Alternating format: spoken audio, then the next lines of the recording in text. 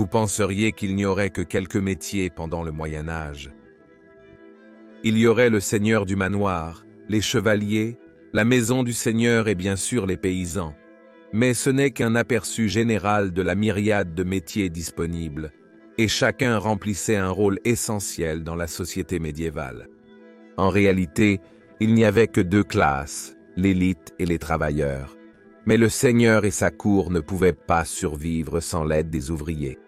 Certains métiers comme les charpentiers, les boulangers et les barbiers continuent encore à ce jour. D'autres ont disparu dans les annales de l'histoire, et pour les emplois suivants, ce n'est pas une mauvaise chose. Revenons en arrière dans le temps et examinons certains des pires emplois de l'âge médiéval. Bienvenue à la folie médiévale.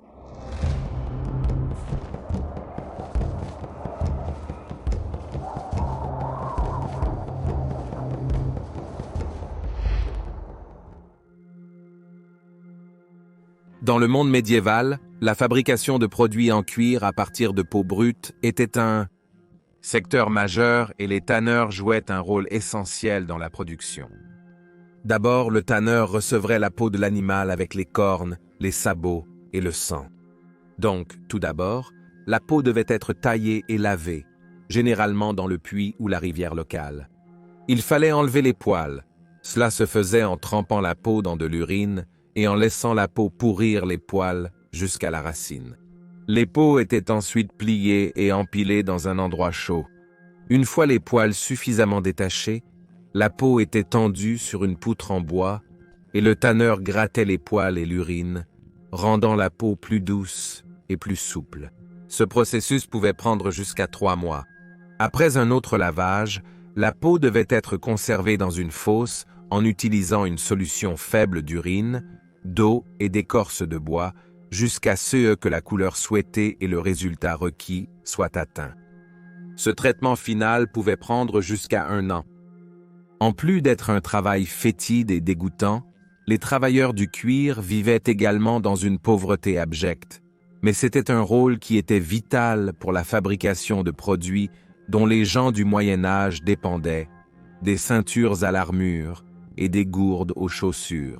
Mais sans surprise, peu de gens voulaient être le voisin du tanneur. Le Moyen Âge était une période de grande construction de cathédrales en Europe. Certaines cathédrales ont pris des centaines d'années à construire et pouvaient atteindre jusqu'à 500 pieds de haut. Il n'y avait pas de grue mécanique ou de treuil pour soulever les lourds blocs de pierre jusqu'au sommet du bâtiment, donc des tapis roulants ont été construits au point le plus haut. Le tapis roulant fournissait l'énergie nécessaire au treuil en bois pour soulever les blocs, certains aussi gros qu'une voiture. Le tapis roulant était fait de planches de bois, et comme une très grande roue de hamster, un homme le faisait tourner en marchant à l'intérieur.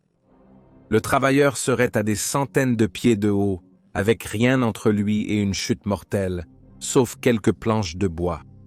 La roue était si difficile à déplacer régulièrement que l'opérateur tombait souvent. S'il mettait involontairement ses mains ou ses pieds à travers les espaces dans la roue, il serait mutilé au fur et à mesure qu'elle tournait.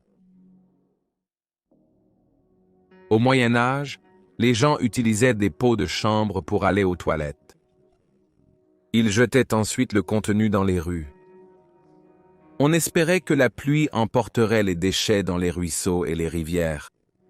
Après l'apparition de la peste noire, bien qu'ils n'aient aucune notion de germes, les gens ont commencé à reconnaître que la saleté intensifiait la propagation de la maladie. Le mot gong était utilisé comme un mot d'argot pour décrire les déchets humains. Le fermier de gong était responsable de l'extraction et de l'élimination des excréments humains des latrines et des fosses à purin. Les fermiers de gong étaient également connus sous le nom de veilleurs de nuit, car ils n'étaient autorisés à travailler qu'entre 20 et 1 heure et 5 heures du matin. Les déchets de nuit qu'ils collectaient étaient emmenés hors des murs de la ville pour être déversés. Beaucoup employaient de jeunes garçons pour aider à soulever les seaux pleins de saleté, qui étaient souvent pris des zones d'élimination officielles et répandus sur les champs et les jardins comme engrais. Non seulement ce n'était pas le travail le plus glamour, mais il pouvait aussi être assez dangereux.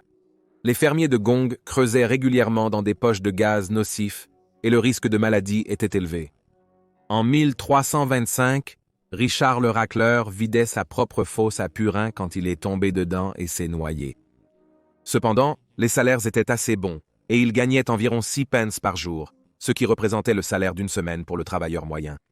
L'agriculture de Gong a continué en Europe jusqu'au XVIIIe siècle, lorsque l'invention des cabinets d'eau y a mis fin. Bien que ce soit encore un travail nécessaire dans certains pays du tiers-monde aujourd'hui.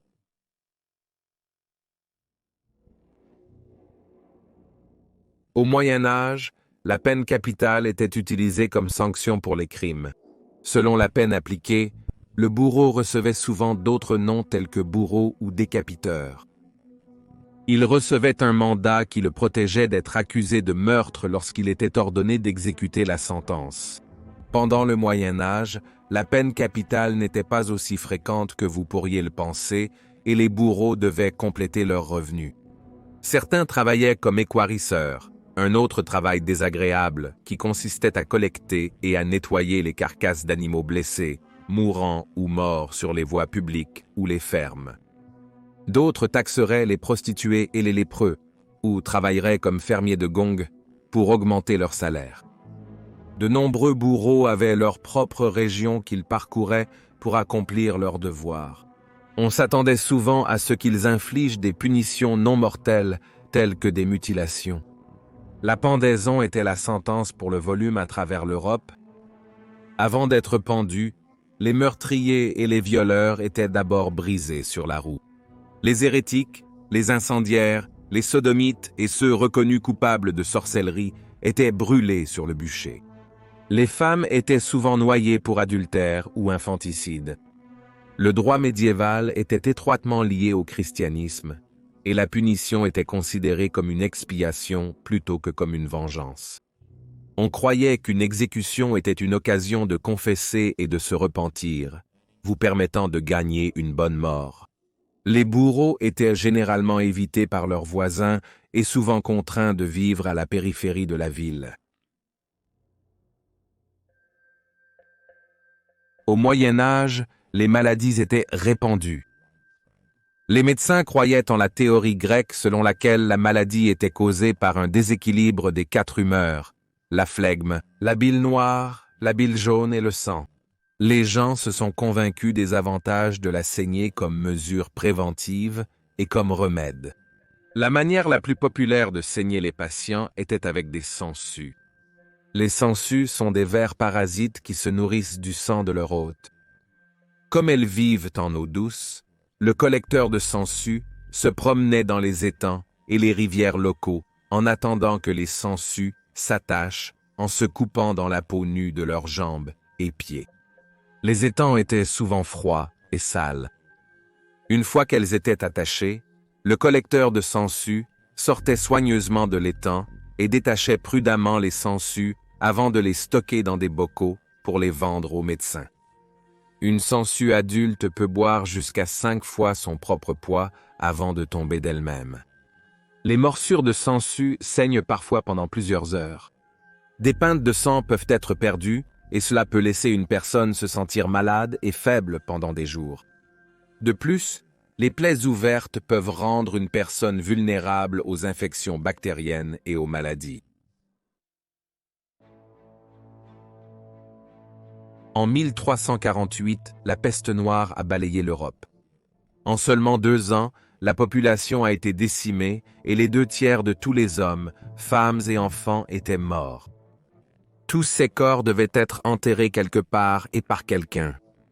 Avec simplement un chiffon noué autour de leur visage pour tenter de masquer l'odeur, le fossoyeur de la peste parcourait les communautés dévastées. Ils voyagèrent parfois avec une chercheuse de mort, une vieille femme qui était payée pour examiner les cadavres. Le fossoyeur sonnait une cloche pour annoncer son arrivée et criait la phrase désormais tristement célèbre. En plus du risque évident de contracter la maladie eux-mêmes, le fossoyeur devait souvent ramasser les corps de personnes qu'ils avaient aimées ou avec qui ils avaient été amis. Le malheureux victime de la peste serait sorti de la maison avant d'être chargé sur la charrette et emmené. Parfois, des dizaines de corps étaient entassés sur la charrette en une seule fois. Au début de la peste, les corps étaient généralement enveloppés dans un linceul blanc, emmenés à un prêtre, et recevaient une sépulture chrétienne décente. Mais avec le temps et l'augmentation du nombre de morts, il n'y avait tout simplement plus de temps pour cela. Des fosses communes ont été creusées, appelées fosses de peste, et l'enterreur de peste jetait les corps sans cérémonie. Des seaux de chaux seraient jetés sur les cadavres pour aider à la décomposition, et une couche de terre serait ajoutée avant qu'un autre niveau de mort ne soit jeté. Il y a des fosses de peste partout en Europe, et bien que certaines aient été trouvées, la majorité reste perdue pour l'histoire. Bien sûr, tous les emplois médiévaux n'étaient pas si misérables ou dégoûtants. Pour ceux qui occupaient des postes de statut, la vie pouvait être assez agréable. Pour les nobles, il n'y avait pas besoin d'effectuer des tâches subalternes ou de participer à des travaux manuels. Ils menaient une vie de plaisir et de privilèges, et il y avait d'autres emplois qui étaient à la fois intéressants et gratifiants. Rejoignez-nous la semaine prochaine pour découvrir certains des meilleurs emplois de l'époque médiévale. N'oubliez pas de vous abonner et de cliquer sur le cloche de notification pour être alerté lorsque la vidéo est publiée. Merci d'avoir regardé l'épisode de cette semaine de Folie médiévale et nous avons hâte de vous voir la semaine prochaine.